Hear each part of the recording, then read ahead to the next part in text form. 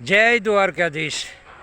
એક વખત પાંડવો અને કૌરવની વચ્ચે લડાઈની તૈયારી થઈ ગઈ હતી ત્યારે દુર્યોધન ભીષ્મ પિતાની પાસે ગયા અને ભીષ્મ પિતાને જઈને કીધું, પ્રભુ એ પિતામાં ભીષ્મ પિતા અમારી જીત થાય એવું કરો। ત્યારે ભીષ્મ પિતાએ એમ કીધું કે તારી વહુને સવારમાં વહેલા મોકલજે મારી પાસે અને લાશ કાઢીને આવે અને કોઈને વાત ન કરે। હું એને વરદાન આપીશ તો તારી જીત થાય।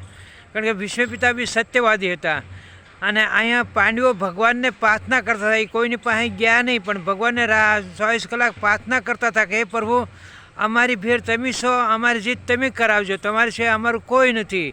ત્યારે ભગવાને વિચાર કર્યો કે મારા ભક્ત મને યાદ કરે છે અને આ ભીષ્મ પિતા ઊંધી પથારી ફેરવી નાખશે। એટલે પછી કૃષ્ણ ભગવાને એક રૂપે તો ન્યા હતા ને એક રૂપે ભગવાન આવ્યા ભાનુમતીની પાસે રસ્તામાં અને રસ્તામાં આવીને કીધું કે અરે બેન, તમે ક્યાં જાઓ છો? તો કે ભીષ્મ પિતાની માં હતા કે હું કામ જાઓ છો? અહીંયા દુર્યોધને ના પડતી કહેવાની। તો કે હું કામ કહું? મને કહેવાની મારા ધણીએ ના પાડી છે કે ભીષ્મ પિતાની પાસે જઈને એની પૂજા કરીને એની પાસે માંગવાનું કે મને મારા ધણીને અમારી જીત થાય એવું કરો અને તમારું વસન ફળો। આવી રીતે એને કહેવાનું કીધું। કૃષ્ણ ભગવાને બધું સાંભળી લીધું। એ તો અંતર્યામી હતા, એ તો વગર સાંભળે બી કરી શકત, પણ સંસારના હિસાબથી, પૃથ્વીના હિસાબથી એવી રીતે ભગવાને કર્યું અને ભાનુમતીને કીધું કે અત્યારે અડધી રાતે ના જવાય નહીં, સવારે ઉગતા પોરમાં જવાનું અને હમણાં તો અહીંયા વિશ્રામ કર, લાય પૂંજાની થાળી મને દઈ દે એમ કહીને પૂંજાની થાળ લઈ લીધી અને ભાનુમતીને ઊંઘ આવી ગઈ ભગવાનને કૃપાથી। ભાનુમતીને અહીંયા હોઈ ગઈ અને અહીંયા ભગવાને દ્રૌપદીને ઊભા કર્યા કે હાલો।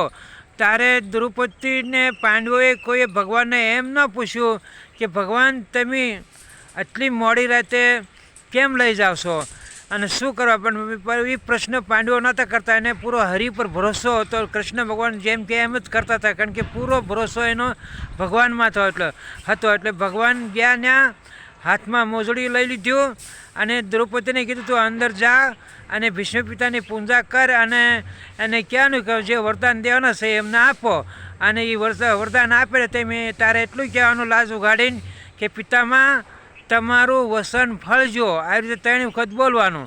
તો દ્રૌપદી એવી રીતે કર્યું અને ઘૂંઘટ ઉગાડીને બોલ્યા। ત્યારે આ તો કે તું આજ્ઞાશણી, તું દ્રૌપદી છો કે અહીં તો ભાનુમતી આવવાની હતી? પછી કે આ તારું કામ નથી, તારી વાહન નટખટ કૃષ્ણ કાળીઓ નક્કી હશે, ભલે કે એને તારી ઓલેથી મને કૃષ્ણના દર્શન થશે સાક્ષાત। ત્યારે ભગવાનને ગયા અને કીધું કે વાહ પ્રભુ, આ હાથમાં મોજડી હાથમાં લઈને તમારે આવવું પડ્યું કે તો હવે તમે આવ્યા છો તો મને વરદાન આપો કે મારી બુદ્ધિ અને મારું મન તમને વરી શક્યું છે, તો હે પ્રભુ, હું જે માંગુ એ વરદાન મને આપો। ત્યારે પછી ભગવાને કીધું માંગો। ત્યારે એને એમ કીધું કે મરતી ટાઈમે માણસોને તમારું નામ યાદ રહેવું બહુ મુશ્કેલ થઈ જાય છે, તો મને વચન આપો કે મારા અંત સમયે તમે મારી નજરની સામે હો અને હું દેહનો ત્યાગ કરું। આ સત્ય ઘટના છે મહાભારતની। જય દ્વારકાધીશ। ભગવાન ભક્તોની ભેરે હંમેશા હોય છે, વિશ્વાસ હોય તો, નહીં તો નહીં।